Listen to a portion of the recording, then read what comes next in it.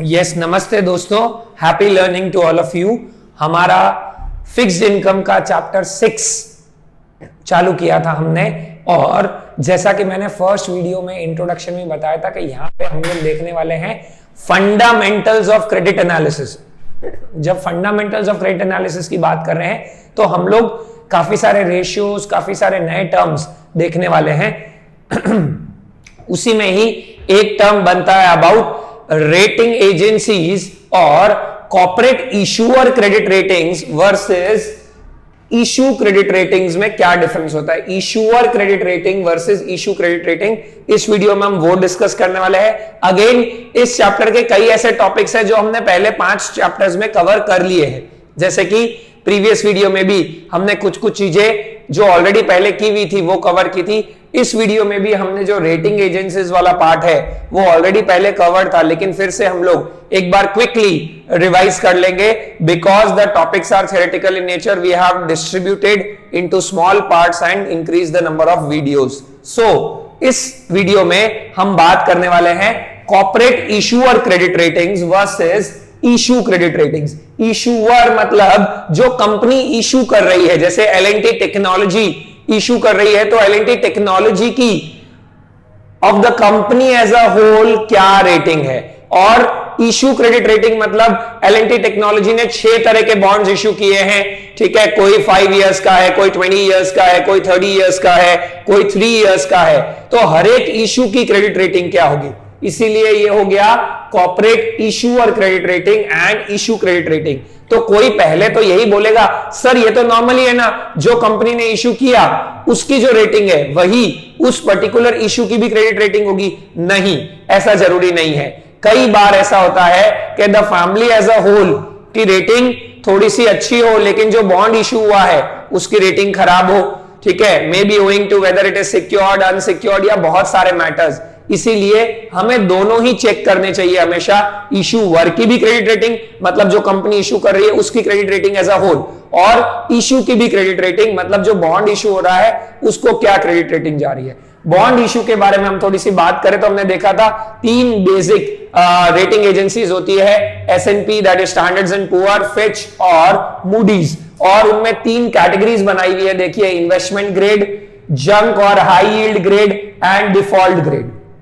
और सबने अपने अपने हिसाब से रैंकिंग दे रखी है। S&P और फिच में जो बेस्ट होते हैं, सबसे हाईएस्ट सिक्योर्ड बॉन्ड्स होते हैं, वो होते हैं AAA, और मूडीज में, ठीक है, it is denoted like this.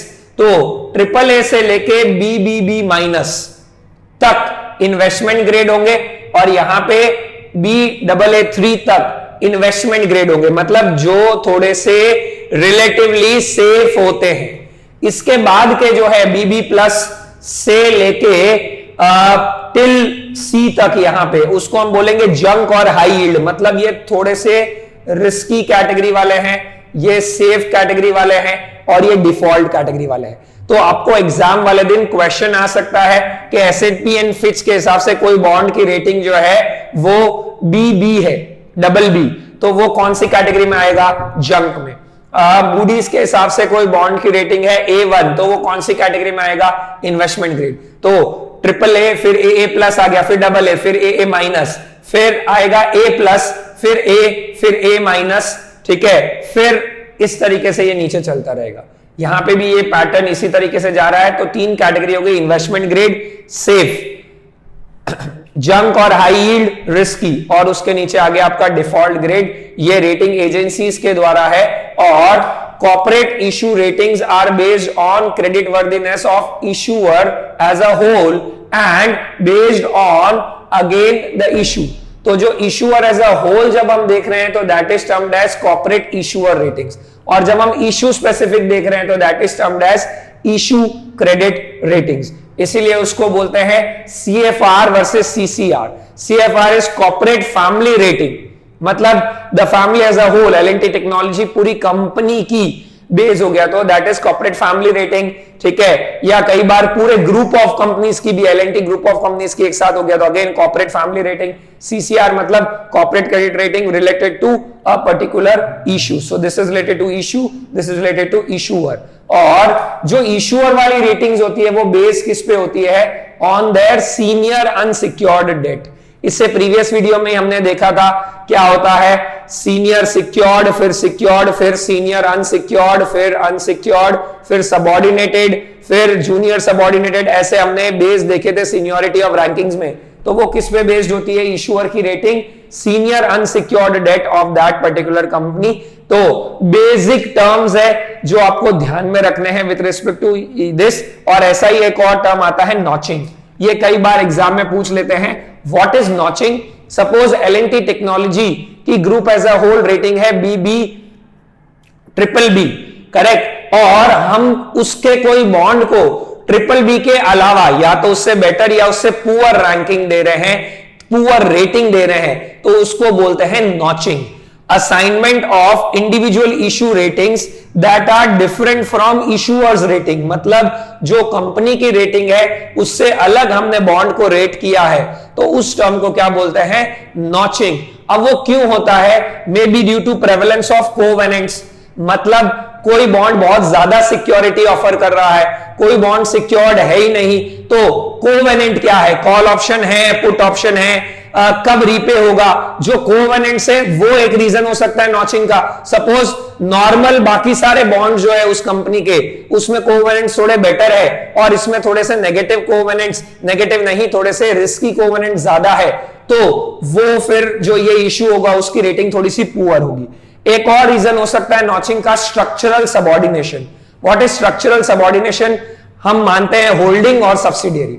अब सब्सिडियरी कंपनी ने जो बॉन्ड्स इशू किए हैं, तो इन केस ऑफ प्रॉब्लम पहले सब्सिडियरी अपने बॉन्ड्स को रीपे करेगी, फिर कुछ आता है तो होल्डिंग के पास जाएगा।